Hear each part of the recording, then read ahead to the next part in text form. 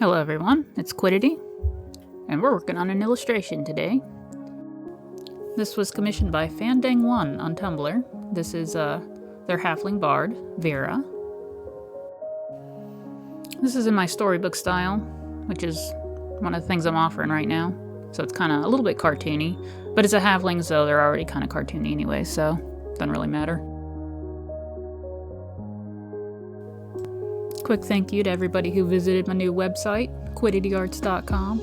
A lot of blood, sweat, and tears went into making that website. I've never done it before, but I had a lot of help from my mom because she used to do this kind of stuff all the time. I don't know why, but I never use a clean brush for sketching or for lining. I just like it to be crunchy. And for a long time, I actually really hated line art. I hated lining anything at all. I don't know why. I mean, it's still probably my least favorite part, but I used to hate lining. It was like weirdly stressful. I don't know if it's even still taught this way, but when I was learning, all the tutorials and professionals hammered in that you had to get every line stroke in one motion. Like no sketching, use your elbow, and just keep pressing Ctrl-Z until you get the line perfect. And I hated that process so much. Like, it might be different on a Cintiq, I don't know. But I don't think that's necessary. I know the professionals say you have to, but I get along fine not doing it perfect. Like, unless you're doing art for, like, animation or a coloring book, and if that's the case, you can just use the path tool. I feel like anybody can do line art without having to use that method, you know what I mean? Like, don't kill yourself if you got a shaky hand. It's always good to keep your references handy. I always just pop it right there in the Photoshop, so I can glance at it when I can't remember the details instead of having to pull up an email or something.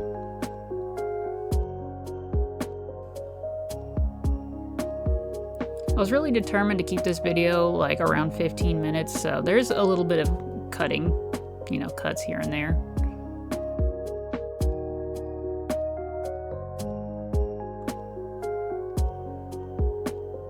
I'm not gonna lie, I absolutely hate perspective, but sometimes you gotta give it a crack. It's good practice. Like, I didn't actually have to do a boardwalk or those buildings as much as I did, but I wanted to, I needed to. It's been a long time since I've done any architecture.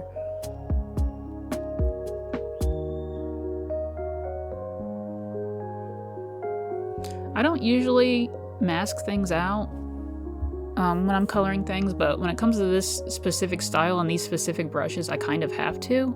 It's either that or I have to color. They're like based on transparency, so I have to get it all in one without picking up my pen, or else there's going to be overlap and it'll be thicker. Kind of like when you're like coloring with markers and you go over a spot you've already colored and it's way darker.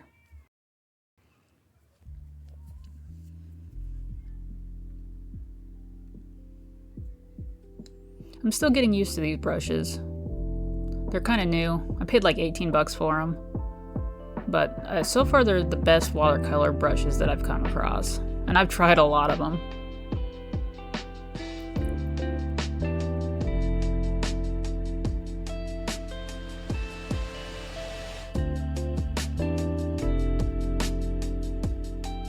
This is kind of an older adventurer, love that.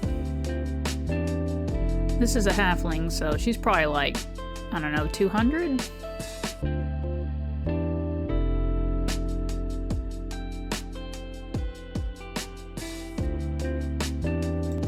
Man, I really gotta think of stuff to fill in all this space. Gotta like think of conversation topics, one-way conversation topics. This is gonna be trickier than I thought. I'm just gonna have to do nothing but time-lapses with music after this, because I'm gonna run out of stuff to say. How do Let's Players do it? Oh my god. Whenever I have to do bishop sleeves, I will redo those darn folds like 900 times. I'm never happy with them. I never get them right the first time, ever. That's the times when you probably should look up a reference. Not that I did, but you know. Don't do as I say and don't do as I do. It's kind of my motto on here.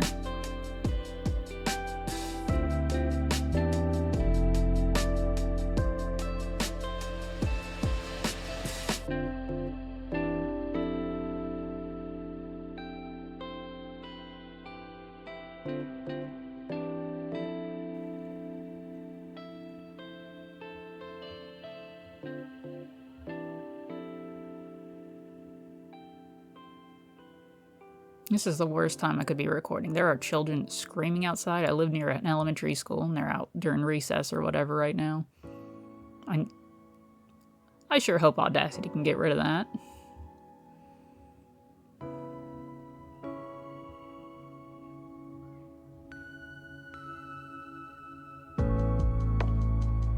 I feel inclined to talk about what I was watching whenever I was working on these. This time it was YouTube. It was a YouTube hole I fell down. I watched one video about all of Hulk Hogan's crimes, and then now it's just all these 90s celebrities and their downfalls, and I just listened to that shit all day. I was just too lazy to reach over and try to find something else. So it's just like, alright YouTube, you tell me what I'm watching.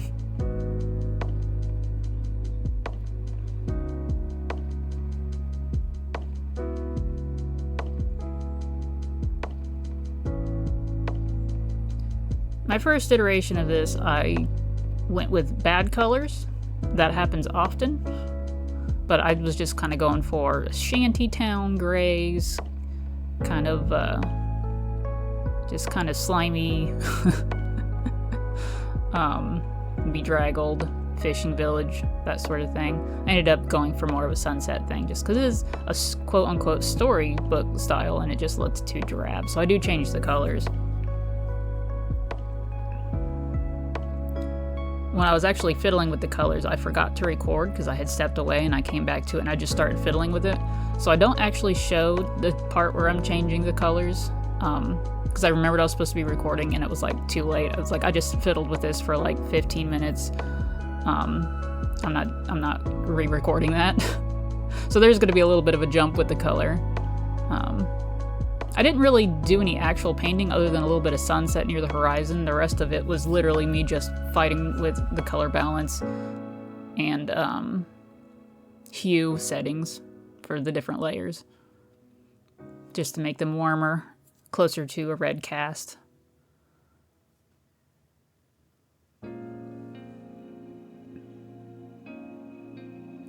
I really enjoy the watercolor look, but I've got a ways to go before I can make it like so watercolory that you would mistake it for actual watercolors. What I need to really do is like find some really cool watercolor paintings and try to recreate it in Photoshop as like an exercise. That would really, I think, be helpful for me to get exactly the look that I see in my head that I'm not quite achieving yet with these brushes. But it's a learning process, you know?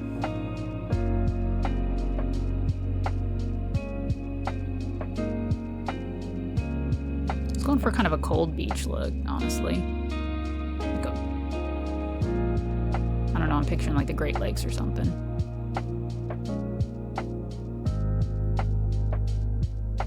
Oh, there it goes. See, it's way different. Much warmer.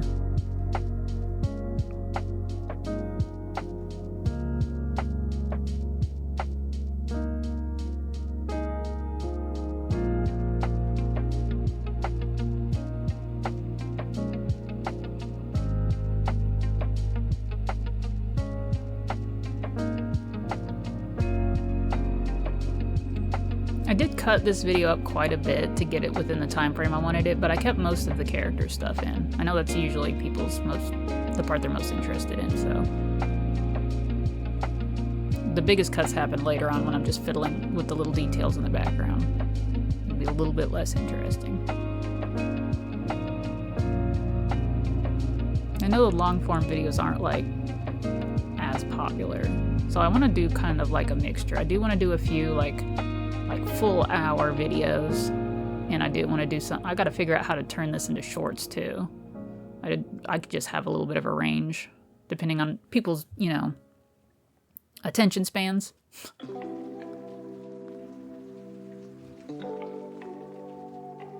"15 minutes feels like a good thing to shoot for, though. It's not like a huge commitment, but you do get to sink your teeth into it a little bit. I always found watching people paint or draw really kind of meditative and just kind of get sucked into it.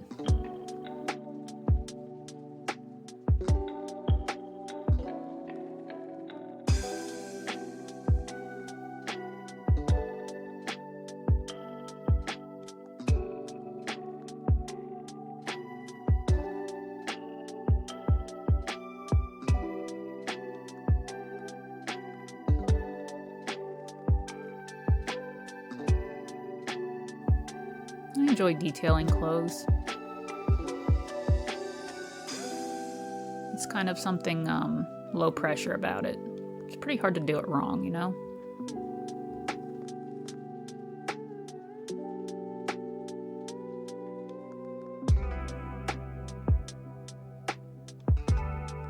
This is where I start cutting a lot, because how long do you want to watch me, you know, fiddle with a piece of wood?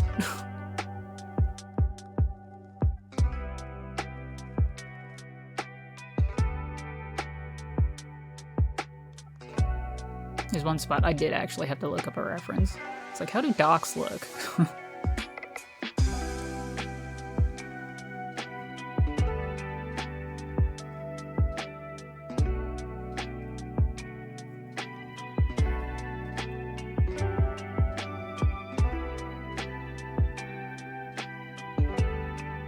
It took me a while to settle on a light source in this picture.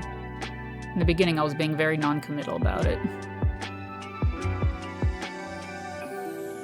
It really wasn't until I changed the colors and realized I was doing a sunset picture.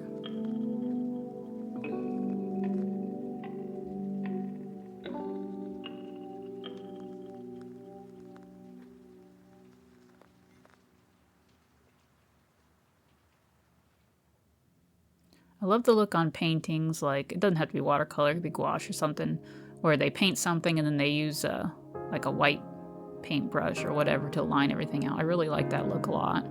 You'll see I do that a lot in this picture.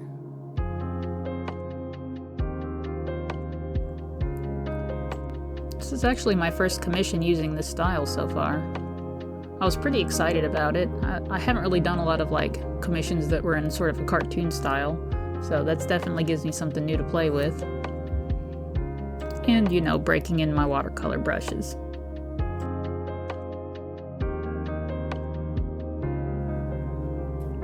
I think a lot of using these brushes entails is learning how to use the smudge brushes correctly. That's another thing I'm still kind of trying to figure out, because I know that to get a lot of those really specifically watercolor effects, you really gotta use that smudge brush. All those brushes that I named Alter there on the side, those are all the ones that were made for the smudge brush. Those words are ones that I stuck in there, by the way. Like, when I was playing with these paintbrushes, I was so overwhelmed because there's so many of them. I'll have to link them. It's a really good brush pack if you want to play with this sort of look, too. I can't remember the person's name. It starts with an A. But I'll look it up in my posted video and stick it in the description.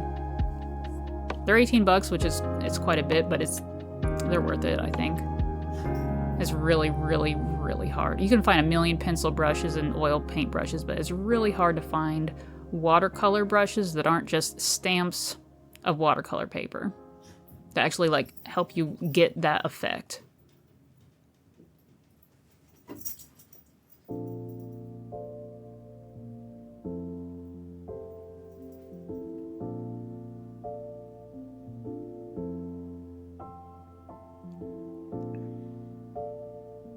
Gotta make it crunchy. I just love crunchy art. Is it obvious?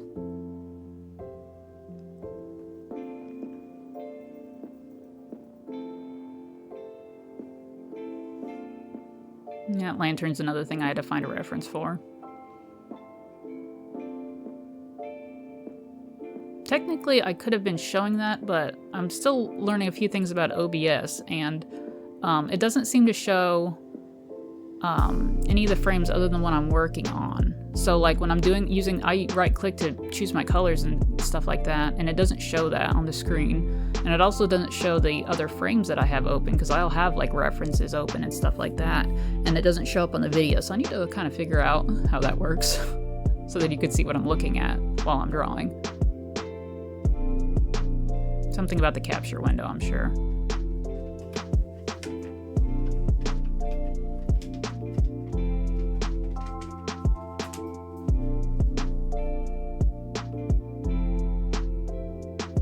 Down to it. Gonna finish off the girl, make her pop from the background a little bit, and she's all done. I love shinies.